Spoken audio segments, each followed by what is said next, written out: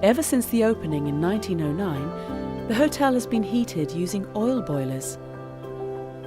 The hotel teamed up with Nibe to convert to ground source energy, which supplies the hotel with heat, cooling, ventilation and hot water.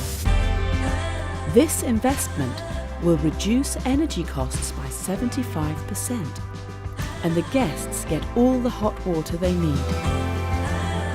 Thanks to Nibe, the guests can continue to enjoy the nature of Mölle for at least another 100 years.